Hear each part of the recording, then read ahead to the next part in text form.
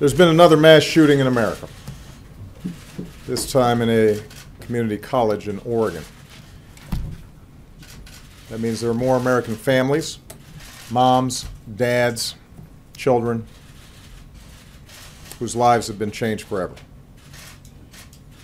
That means there's another community stunned with grief, and communities across the country forced to relieve their own anguish, and parents across the country who are scared because they know it might have been their families or their children. I've been to Roseburg, Oregon. There are really good people there. I want to thank all the first responders whose bravery likely saved some lives today. Federal law enforcement has been on the scene in a supporting role, and we've offered to stay and help as much as Roseburg needs for as long as they need. In the coming days, we'll learn about the victims, young men and women who were studying and learning and working hard, their eyes set on the future, their dreams on what they could make of their lives. And America will wrap everyone who's grieving with our prayers and our love. But as I said just a few months ago, and I said a few months before that, and I said each time we see one of these mass shootings, our thoughts and prayers are not enough.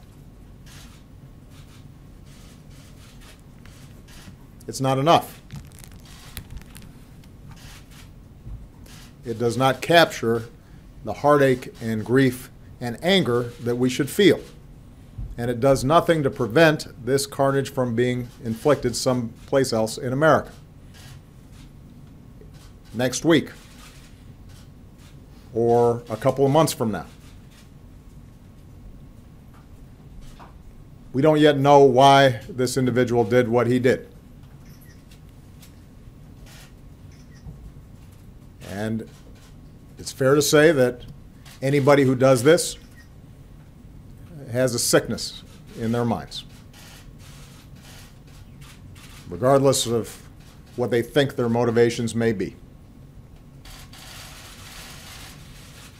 But we are not the only country on earth that has people with mental illnesses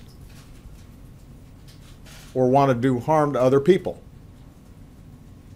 We are the only advanced country on earth that sees these kinds of mass shootings every few months.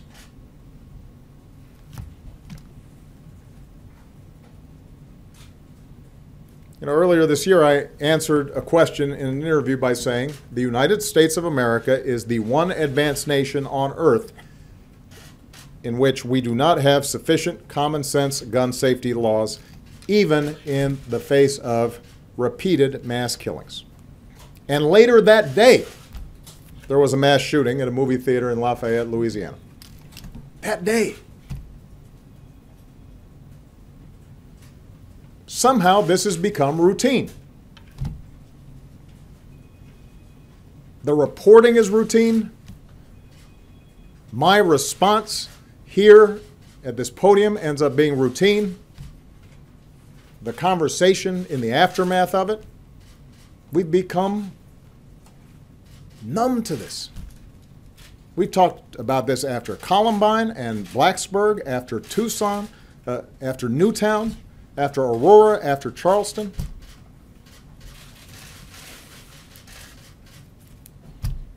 It cannot be this easy for somebody who wants to inflict harm on other people to get his or her hands on a gun.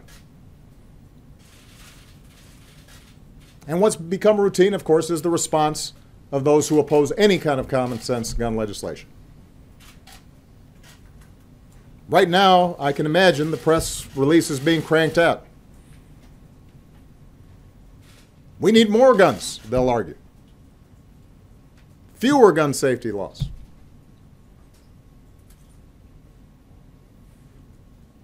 Does anybody really believe that? There are scores of responsible gun owners in this country. They know that's not true.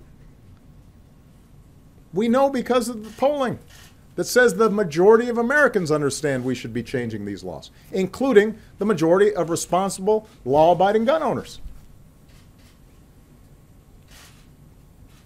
There is a gun for roughly every man, woman, and child in America.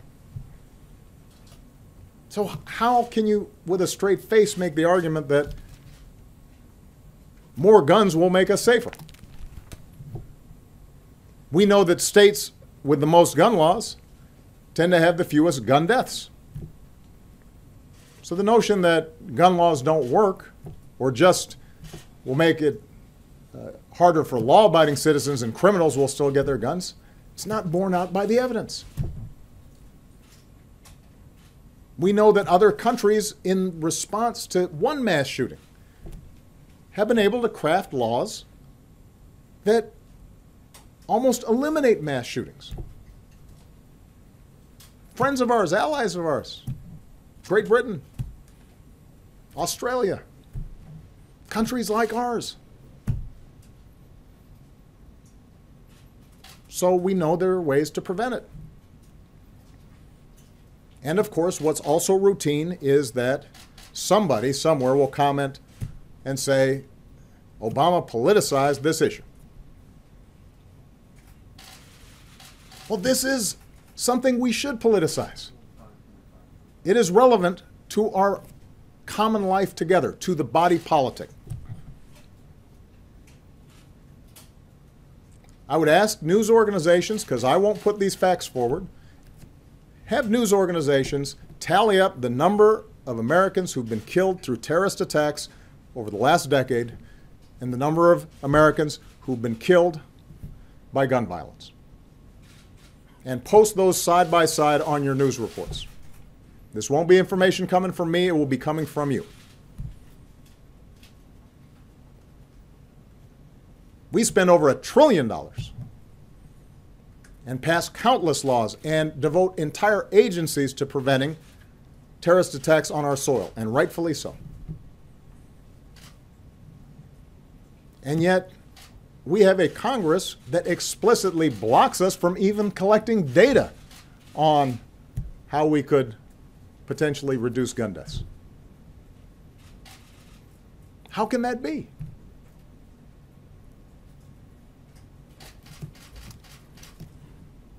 This is a political choice that we make to allow this to happen every few months in America. We collectively are answerable to those families who lose their loved ones because of our inaction. When Americans are killed in mine disasters, we work to make mines safer. When Americans are killed in floods and hurricanes, we make communities safer. When roads are unsafe, we fix them to reduce auto fatalities. We have seatbelt laws because we know it saves lives. So the notion that gun violence is somehow different, that our freedom and our Constitution prohibits any modest regulation of how we use a deadly weapon, when there are law-abiding gun owners all across the country who could hunt and protect their families and do everything they do under such regulations. Doesn't make sense. So, tonight, as those of us who are lucky enough to hug our kids a little closer,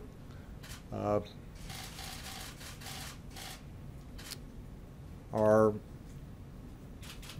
thinking about the families who aren't so fortunate, I'd ask the American people to think about how they can get our government to change these laws and to save lives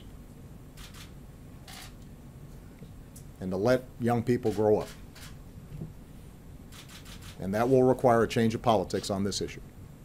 And it will require that the American people, individually, whether you are a Democrat or a Republican or an independent, when you decide to vote for somebody, are making a determination as to whether this cause of continuing death for innocent people should be a relevant factor in your decision. If you think this is a problem, then you should expect your elected officials to reflect your views. And I would particularly ask America's gun owners who are using those guns properly, safely, to hunt, for sport,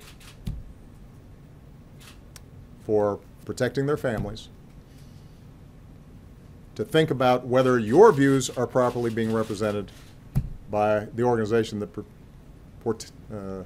suggests it's speaking for you.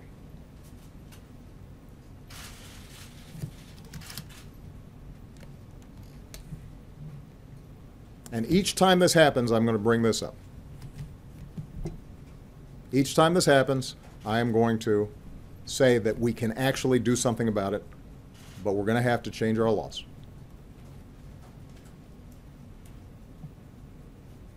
And this is not something I can do by myself. I've got to have a Congress, and I've got to have state legislatures and governors who are willing to work with me on this. I hope and pray that I don't have to come out again during my tenure as president to offer my condolences to families in these circumstances. But based on my experience as president, I can't guarantee that. And that's terrible to say. And it can change. May God bless the memories of those who were killed today. May He bring comfort to their families and courage to the injured as they fight their way back. And may He give us the strength to come together and find the courage to change. Thank you.